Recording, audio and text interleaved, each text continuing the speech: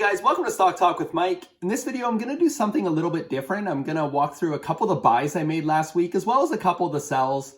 Last week was a pretty exciting week in the market, in my opinion. We saw some heavy selling midweek, some real red days across the board, which to me is pretty exciting always, as that's when I can start looking for some good buying opportunities. So if you're new to this channel, please consider subscribing, and it'd be great also if you could like this video.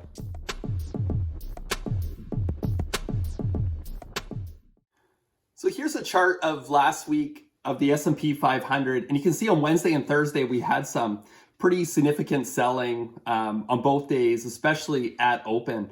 And honestly, like, it was across the board. So I love it when there's indiscriminate selling, because the good companies that are really on executing on a high level seem to sell off right along with other companies. And that's when you can start looking for some buying opportunities. And honestly, for me, I've been slowly taking some profits in a number of my core positions, still holding a significant portion, but just building up a bit of a cash position as some of my high flyers continue to run, so that I'm ready for a significant pullback to add some more. So I've been kind of chomping at the bit to buy some stocks, but really haven't found a lot of opportunities as of late, as everything just keeps running up. So it was nice to see some red. It definitely sparked my interest. But on the 17th, I was looking around and seeing some stocks on my watch list even drop 5 or more %. And I scroll out a little bit, look at the 1 month chart of some of these stocks, and they're still way up. So even with a significant sell-off, nothing was starting to look too attractive. So I didn't really do any buying on the first day. And also I didn't do a lot of buying overall last week, but I did buy a couple of companies that sold off very significantly. Next up is Unity Software. So I've talked about Unity in a couple videos, and they're that 3D engine for game developers and other applications. And I really like Unity as a company. They're growing revenues at about a 40% clip and expect to continue to grow at about 30% for a number of years. So really high growth, high performance stock in an industry that's only going to continue to grow.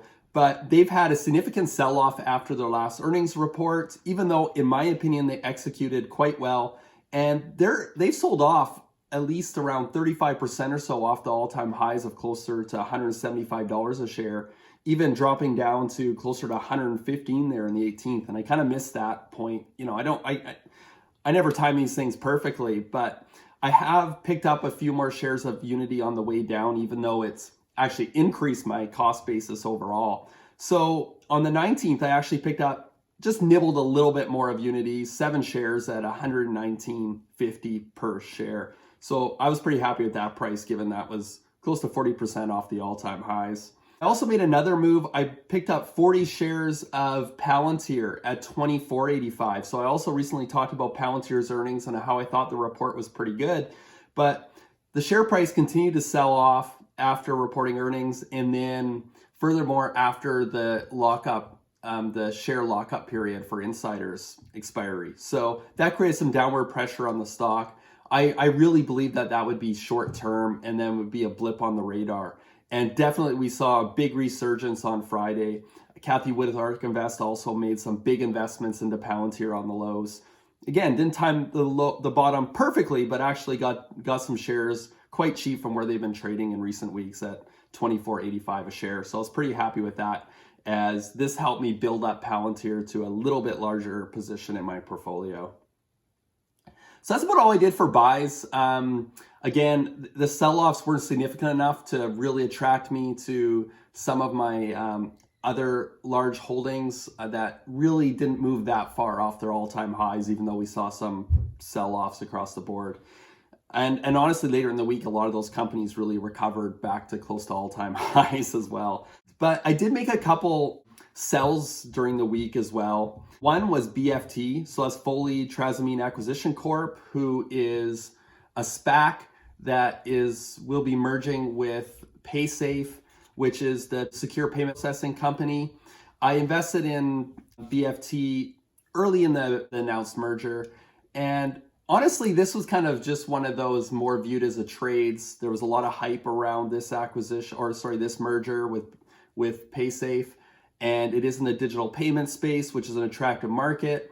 But really, PaySafe, the company, is a great company, and I believe in the prospects of the company. It's a 25-year-old, very blue chip company. It's actually been public before, years ago, and actually went private and is coming back to the market as a bit of a reinvention of itself.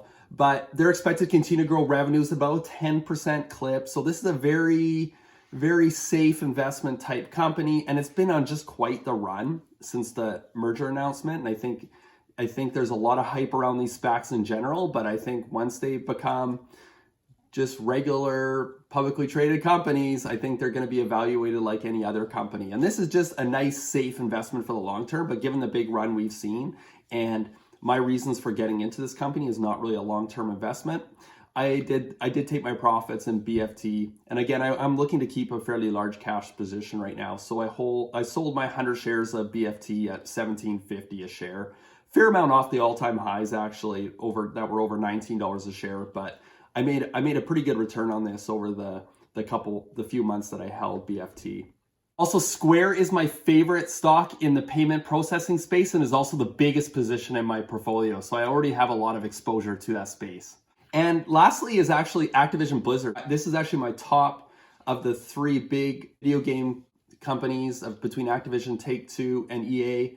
And I've also recently sold some shares of EA as well. But this can be quite cyclical businesses, and growth tends to stall out at times. And just looking at the run that Activision went on, I've been a long-term shareholder of Activision, and seeing it go up 60 or 70% in 2020 while it was reporting revenue growth about 25%, which is really big for these companies in this stage in their, I guess, life cycle. But it just felt like it's been on such a big run, and that revenues are expected to be at about the 5% range in 2021 revenue growth. I just don't see a lot there that's going to really move the needle in 2021. So again, just trying to keep a fairly significant cash position. So I sold 30 shares of Activision at $104.19 a share, fairly close to the all-time highs. It's actually traded down a little bit after, but that's just kind of luck. It's just over $100 a share right now. I really like Activision, believe it in the long term, and if we saw a significant sell-off, this is one I'd see myself getting back in. But this is the kind of thing I like to do, trading around my core positions, but I rarely move completely in or completely out of some of these core holdings. But definitely early in 2020, it seemed to be trading incredibly cheap and had a massive sell-off in March, and I really took that opportunity to load up some shares. Just from my trading philosophies and investing philosophies is I love seeing red days. I rarely sell a stock that's dropping quickly. That's not the time, in my opinion, to sell. That's time to be getting out your shopping list and be looking to buy. So I love, especially the indiscriminate red days. And if you're early on in your investment horizon and looking to accumulate wealth over the long term, you should be in no hurry for the stock market to go up. It's actually way more exciting to see stocks trading cheap, right? Because then you're getting them for a good deal. You can continue, as you earn more money, you can continue to invest more money and get in at cheap prices. But when stocks continue to skyrocket up, it's hard to find opportunities to put your capital to work in the market. So again, I think these red days are extremely exciting, and especially if you got a long-term horizon. A bit more of an exciting week. But I think a little more of a sell-off would be very healthy and create some more buying opportunities. So anyways, thought I'd share some of the moves I made this week. Thank you for watching. Happy investing.